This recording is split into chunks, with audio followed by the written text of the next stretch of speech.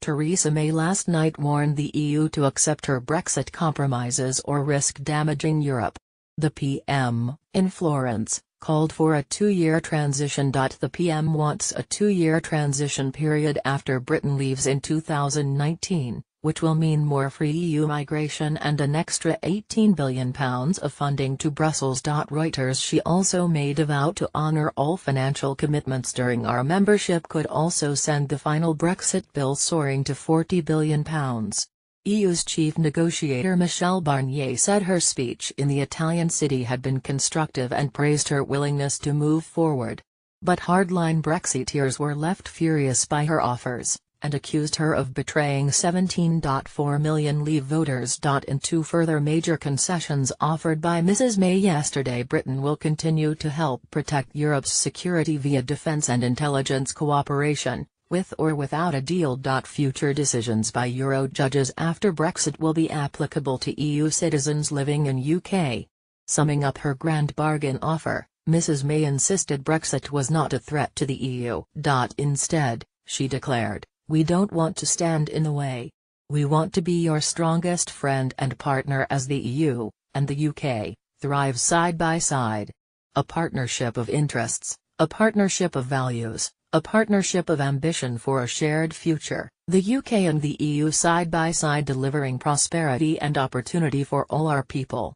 But Mrs May also warned Europe would be damaged if her new terms were rejected.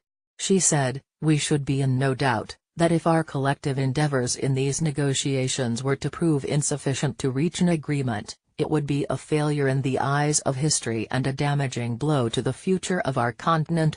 If we were to fail, or be divided, the only beneficiaries would be those who reject our values and oppose our interests."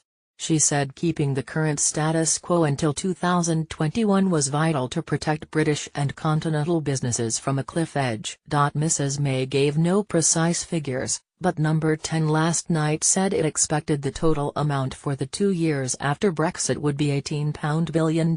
Other liabilities such as science and research projects and shared resources like Europol, worth another £20 billion, would be negotiated separately. The EU is demanding £50 billion for future liabilities, such as Brussels staff pensions and spending projects already started. The PM said, "I do not want our partners to fear they will need to pay more or receive less over the remainder of the current budget plan as a result of our decision to leave." EU chiefs previously accused her of trying to blackmail it over security. But she pledged Britain will remain unconditionally committed to maintaining Europe's security, which would establish a tone of trust between them. She also said British courts will always have to take into account the European Court of Justice's rulings for EU citizens, a major Brussels sticking point in negotiations. At the end of the two-year transition, the PM said she wanted an economic partnership without tariffs on trade, plus borders as frictionless as possible. But she ruled out a Norway-style alignment with EU law or a simple Canada-style free trade deal, insisting, "We can do so much better than this." Chancellor Philip Hammond, Foreign Secretary Boris Johnson and Brexit Secretary David Davis accompanied the PM to the Italian Renaissance city. Boris tweeted afterwards, "PM's speech was positive, optimistic and dynamic, and rightly disposes of the Norway option. Forwards."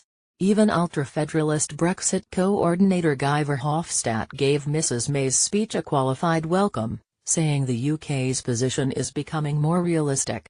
Ahead of Monday's fourth round of Brexit negotiations, Mr Barnier said the PM had shown a constructive spirit. However, he said problems with Ireland's border had not been addressed and sought clarity on the full extent of our EU financial commitments. He added, "We stand ready to discuss the concrete implications of this pledge." Some senior Tories warned Mrs May she must not offer Brussels any more compromises. Tory MP and the Chancellor's aide Kwasi Kwarteng insisted she must not pay a penny more. Former UKIP leader Nigel Farage also accused her of trying to fudge Brexit. He said, "What we've done today is we've kicked it into the long grass for another 2 years.